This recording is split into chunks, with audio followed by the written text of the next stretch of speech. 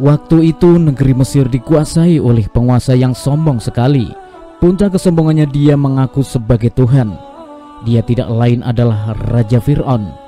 Untuk menumpas kesombongan Raja Fir'aun ini, Allah Subhanahu wa Ta'ala telah mengutus Nabi Musa alaihissalam.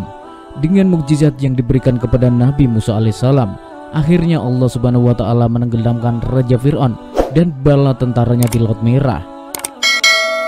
Sebutan Fir'aun tidak hanya terkhusus untuk Fir'aun yang ada pada zaman Nabi Musa alaihissalam, akan tetapi ada Fir'aun selainnya, seperti Fir'aun yang hidup pada zaman Nabi Ibrahim alaihissalam dan Fir'aun yang berkuasa di zaman Nabi Yusuf alaihissalam. Kesinambungan Fir'aun ini kurang lebih berjalan sekitar 2000 tahun. Semua Fir'aun yang ada itu berwatak jahat, kecuali Fir'aun yang ada pada zaman Nabi Yusuf alaihissalam. Karena sering menghina dan memusuhi Nabi Musa alaihissalam, akhirnya Allah Subhanahu wa Ta'ala menenggelamkan Raja Fir'aun dan bala tentaranya ke dasar Laut Merah. Anehnya, orang-orang yang ditenggelamkan ini adalah orang yang pernah menghina dan memusuhi Nabi Musa alaihissalam ketika masih di Mesir. Hal ini persis seperti korban yang terjadi saat perang Badar pada zaman Nabi Muhammad SAW. Korban yang tewas dari tentara kafir Quraisy adalah orang-orang yang pernah menghina dan memusuhi Nabi Muhammad SAW ketika masih berdakwah di Mekah. Mengapa laut yang menenggelamkan Raja Fir'aun dan tentaranya dinamakan dengan Laut Merah? Hal ini disebabkan karena Nabi Musa alaihissalam memukulkan tongkatnya ke laut yang dapat menjadikannya terbelah berbentuk jalan yang bisa dilewati oleh Nabi Musa alaihissalam dan kaumnya. Ketika hal ini diangan-angan oleh Syekhona Maimun Zubair, ternyata beliau menemukan sebuah ilmu bahwa ketika laut itu dilewati oleh Nabi Musa alaihissalam dan kaumnya, bentuknya berupa padat atau berbentuk es.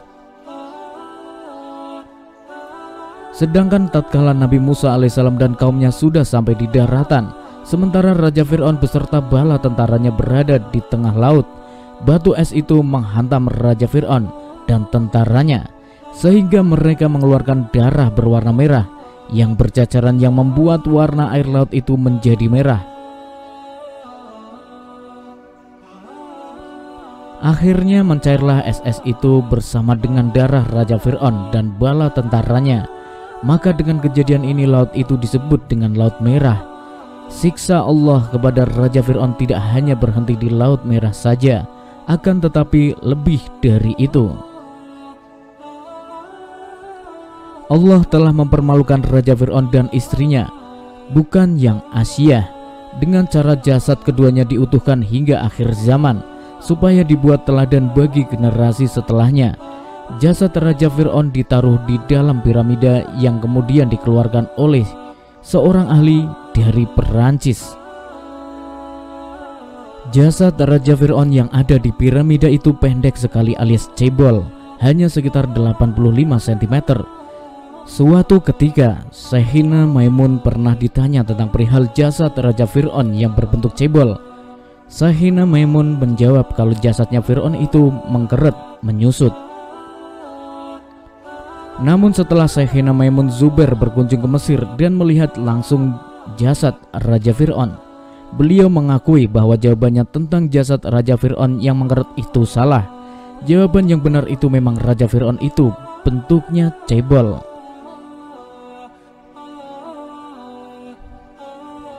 Dari kecebolan Raja Fir'aun ini dapat disimpulkan bahwa sejelek-jeleknya manusia yang diciptakan Allah itu, ada manusia yang bentuknya cebol atau pendek. Orang pendek itu sering menjadi tontonan, akan tetapi jangan pernah menghina orang yang pendek. Hal ini sebagaimana pesan yang pernah disampaikan oleh guru Syekhina Maimun Zubair, Kiai Haji Abdul Karim Lirboyo. Beliau berpesan agar orang yang badannya cebol itu berhati-hati, sebab jangan-jangan dia nanti dituduh seperti Raja Fir'aun. Sebab jasad Raja Fir'aun itu bentuknya cebol. Namun perlu diketahui, jangan pernah menghina orang yang cebol. Sebab sahabat Nabi Muhammad SAW ada yang tubuhnya pendek, yaitu Abdullah bin Mas'ud. Jadi jangan sekali-kali menghina orang yang pendek, sebab bisa kualet dengan Abdullah bin Mas'ud. Tentang masalah Fir'aun yang jasadnya yang diabadikan Allah Subhanahu wa Ta'ala, Kiai Haji Fatur Rahman Kafrawi, kakek Syekhina Maimun yang pernah menjadi Menteri Agama dan pernah berjasa di UII Yogyakarta di awal dekade, pernah mempunyai sebuah kemuskilan tentangnya. Kemuskilan tentang jasad Fir'aun ini ia pendam hingga beberapa tahun, hingga suatu ketika Kiai Fatur Rahman bertanya kepada Kiai Zubair Dahlan tentang masalah tersebut. Kiai Fatur Rahman berkata, "Zubair, saya ini keluaran Al-Azhar. Saya telah mendirikan sekolah umum di pesantren saya di Tuban. Namun saya mempunyai sebuah masalah. Ingin bertanya kepada siapa? Saya malu.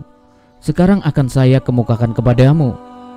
Mengapa kalau Fir'aun itu semua dirusak, tapi Fir'aun yang utama yang menjadi raja terakhir, mengapa sampai sekarang kita bisa melihatnya?" Kiai Zubair menjawab pertanyaan Kiai Fatur Rahman dengan sebuah jawaban bahwa Al-Quran itu penuh dengan sejarah. Akan tetapi banyak orang yang mengamalkan Al-Quran itu hanya di bibir saja.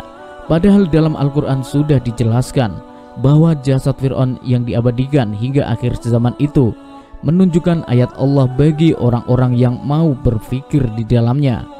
Allah berfirman,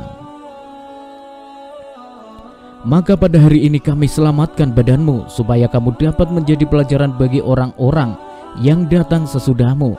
Dan sesungguhnya kebanyakan dari manusia lengah dari tanda-tanda kekuasaan kami." Quran Surat Yunus ayat 92. Mendengar jawaban dari Kiai Zubair Dahlan, Kiai Fatur Rahman kagum dengan kecerdasan yang dimilikinya. Padahal di waktu itu umur Kiai Zubair belum genap 25 tahun. Fir'aun adalah contoh dari kaum yang menentang risalah utusan dari Allah Subhanahu wa Ta'ala yang akhirnya dibinasakan bersama dengan kaumnya. Ada 7 nabi yang kaumnya dibinasakan Allah, yaitu umat Nabi Nuh alaihissalam, umatnya Nabi Hud alaihissalam, umatnya Nabi Soleh alaihissalam, umatnya Nabi Ibrahim alaihissalam, umatnya Nabi Lut alaihissalam, umatnya Nabi Su'aib alaihissalam, dan umatnya Nabi Musa alaihissalam. Sesudah Nabi Musa alaihissalam, Allah Subhanahu wa Ta'ala tidak membinasakan umat-umat nabinya dengan siksaan yang pedih sebagaimana umat ke-7 nabi tadi. Oleh karena itu, tatkala setelah zaman Nabi Musa alaihissalam, ada salah satu nabi, yaitu Nabi Yunus alaihissalam, mempunyai sebuah keinginan agar Allah mau membinasakan umatnya. Akan tetapi Allah tidak mengabulkannya. Justru Nabi Yunus alaihissalam telah diperingatkan Allah Subhanahu wa Ta'ala dengan berupa dia ditelan dalam perut ikan. Wallahu a'lam.